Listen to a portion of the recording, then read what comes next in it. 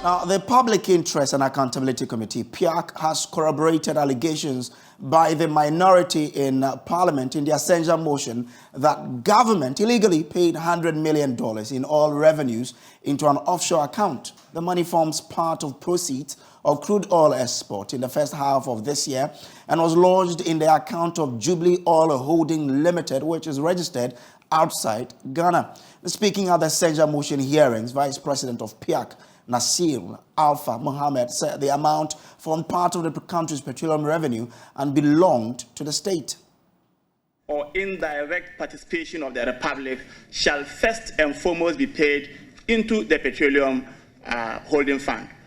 Mr. Chairman, it is the considered view of the committee that it matters not that other issues may be introduced into the whole conversation. What matters for us, our understanding of the law, is that the PRMA is the primary law that governs the utilization, management of petroleum revenues. And it says that any revenue accruing to the state, whether directly or indirectly, should first be paid into the Petroleum Holding Fund. Mr. Chairman, we also know that GNPC is the primary commercial arm of the Republic of Ghana in petroleum activities. And so when this happens, we are dealing with GNPC per se. If you look at the whole GOHL transaction, it is GNPC that undertook those transactions. So our position as a committee, Mr. Chairman, is that lifting, whether it is lifted by 100% subsidiary of GNPC or not, ought to come first into the Petroleum Holding Fund, from where disbursements can be made for whatever reason. So, Mr. Chairman, our position on that matter is clear. Of course, for purposes of disclosure, the GNPC referred us to an advice from the Attorney General's Department purporting to okay such a transaction in the nature and manner that they dealt with this issue. Mr. Chairman, we are happy to say that we did not come to this conclusion without recourse to that particular advice. Now, Nasir Alpha Mohammed argued that the funds should have first been launched in a petroleum holding fund according to law before any disbursement to any other account could have been made. What happened was we considered that opinion thoroughly. We explored all the laws, in our opinion, that border around this issue, and we still came to an independent opinion, which we stand by on any day, that those revenues ought to have formed part of the petroleum revenues of Ghana and ought to have been deposited first in the Petroleum Holding Fund and not any other account. So for us, it was contrary to law for that money to have been deposited in any account, if at all. Now, however, taking their turn before the Senja Committee, the Ghana National Petroleum Corporation says there was no illegality committed in the lodging of the funds in an account other than the Petroleum Holding Fund. Listen to Deputy Chief Executive in charge of Commerce and Business Strategy at GNPC, Joseph Dadze. He was responding to questions from the co-chair of the committee, Dr. Dominic Ayine. The monies were obviously paid directly to Jubilee Holdings, right? Yes, Honorable Chair. Yeah. Are those monies that ought first to have been paid into a petroleum holding fund? Yes, so that's a point of departure, the area of disagreement. We believe that GOHL. Wait a minute. Who are you disagreeing with? You are departing from where? Point of departure. He asked you a question, so deal with it. Point of departure. You are departing from. So what PIAC? So I'm alluding to what PIAC said. So we disagree with PIAC's assertion that it should have been paid to. So why? Can you explain to the committee why you disagree? Yeah. So Honorable Chair, as it was discussed during the PIAC testimony or submission, GOHL is 100% subsidiary of GNPC. We believe it's a company incorporated. It's a company registered under the Company Act. And obviously the terms and conditions, the constitution of GOHL is governed by the Company Act. And for that reason, 100% of the revenue cannot be paid into the Petroleum Holding Fund. The company must operate, and if at the end of the day it declares profit and the directors decide that dividend must be paid, that money is paid to GNPC, and that money paid, of course, will be paid into the Petroleum Holding Fund. So we believe that GOHL is governed by the Company Act, not by the Petroleum Revenue Management Act. Now, the Deputy CEO at GNPC argued that Finance Minister Ken Ofori-Atta, who is blamed for this transaction by the minority, cannot be held responsible. Need to understand is that in all of this, what relates to the Finance Minister in terms of the allegation made against him? What is it about it? I mean, as far as GOHL is concerned, I mean, the Finance Minister is not responsible for the revenues. I mean, obviously, we have to, at the end of the day, submit our financials, GRA. We have to pay whatever assessed tax that we need to pay. And let me say that in 2023, GOHL paid 17 million. 2021, I'm sorry, I'm 1 year ahead of. 2021, GOHL paid 17 million to GRA as tax on its operations.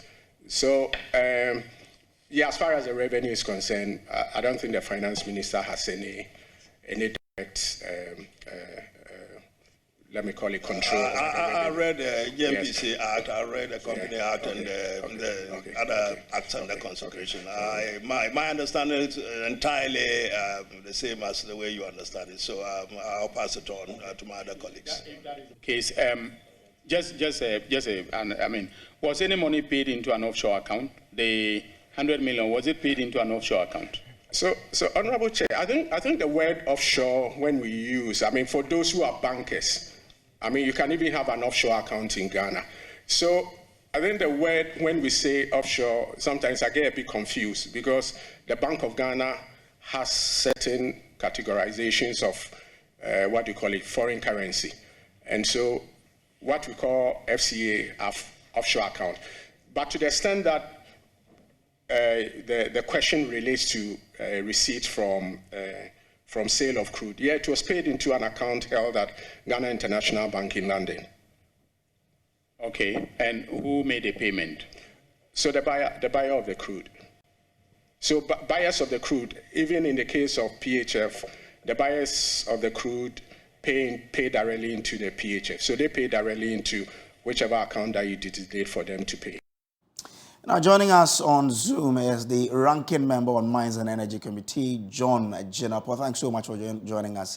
Now, what do you make of the conflicting testimonies between PIAC and GNPC on the payment of some of these petroleum funds into an offshore account? Though the GNPC argues that it still belongs to the company, which of course is for Ghana. So if it belongs to the company and it's for Ghana, you pay it into the Petroleum Holding Fund. But that is what the law says.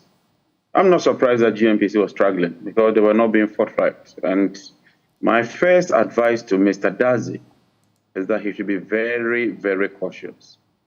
He's under oath.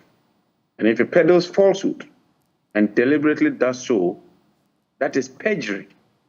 Secondly, you shouldn't forget that he will appear before the Mines and Energy Committee. This is just a fact-finding committee. And whatever he says there can't go against him. GNPC appeared before the Mines and Energy Committee, and they were categorical that they did not intend keeping GOHL as a company. In fact, they told us that they wanted to buy the shares directly, but Anadaku told them that in order to transfer the shares, they needed to establish GOHL as an offshore company. And so that company was nothing but a special purpose vehicle to serve as a receptacle to take the shares and transfer it to GNPC. If GNPC is a company that pays dividend, who is the managing director? Who is the accountant? Who are the officials of the company?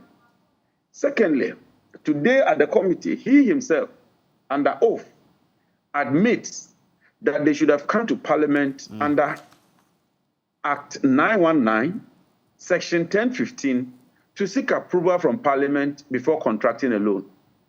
They have blatantly failed to do that. It's a prerequisite.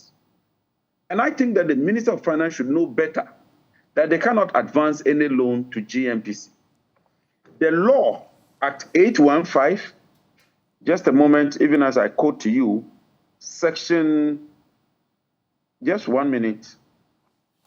Well, so you're still Section watching. 3 says that the payment should be made into the Petroleum Holding Fund from whatever sources those shares or oil shares were paid for by the states.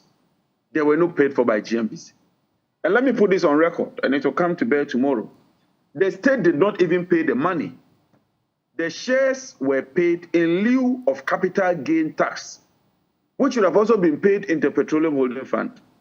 So look, GNPC can attempt to dribble anybody, but they won't dribble some of us because we know what we're doing, we understand the law, and as far as I'm concerned, what GNPC has done in collaboration with the Ministry of Finance is a blatant disregard for the law, and some of us will not allow that to stand. It will simply not stand.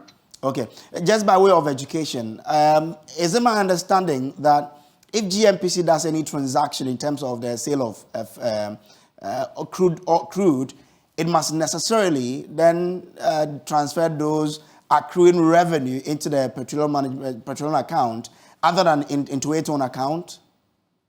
Yes, the law is clear that all petroleum revenues, and like I said, petroleum revenues due the Republic, derived from whatever sources, shall be assessed and transferred into the Petroleum Holding Fund. So if GNPC even requires 100% of that revenue, it's not a problem. Just put the money in the Petroleum Holding Fund so that all of us know that X amount landed in the fund. And you can transfer even all the money to GNPC. So the issue is not about whether the money is there or has been charged, but about the money not directly being paid into the petroleum fund. If the money is not paid into the fund, you can't tell where the money is. Until the money is paid into the Petroleum Holding Fund, now we are hearing that it's even outside Ghana, sitting in an account for over 1 year as we speak. That is the problem with these issues. If it had been paid into the fund, we would have known that this is the fund, it's paid into the account, X amount was transferred, X is left. It's as simple as that. And so when he says that Parliament is aware of JOHL as a company, Mr. Dazi, let me put it on record, it's misleading Parliament. And we would probe this matter further and ensure that it is dealt with. We have no business keeping JOHL. What is it supposed to do? You tell me. It's only supposed to add on the cost. Meanwhile, you already have Exloco as your commercial wing. Now you are forming JOHL as another commercial wing. Who does this?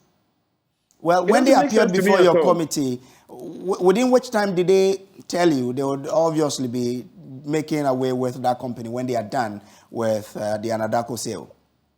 This is in 2001. And this is on record before a committee as part of their work program. Is it 2021 or 2001? 2021, sorry, 2021. Okay. That JOHL was only a receptacle. It was not intended to be a company that will exist. And that once Anadaco gets GNPC to take over JOHL, they would liquidate or close that company and then transfer the shares to Exloco. And for emphasis, SIGA, which is the State Interest and Governance Agency, also posted on their website, and I'll send it to you, where they confirmed that GNPC was acquiring that 7% to be transferred to Exloco. So what they are saying doesn't hold. It cannot stand the test of time. And let me assure them, they can say that to the committee because some of the committee members are not technical people in this sector. But they will surely appear before the Mines and Energy Committee. And I bet them they will do the right thing whether they like it or not.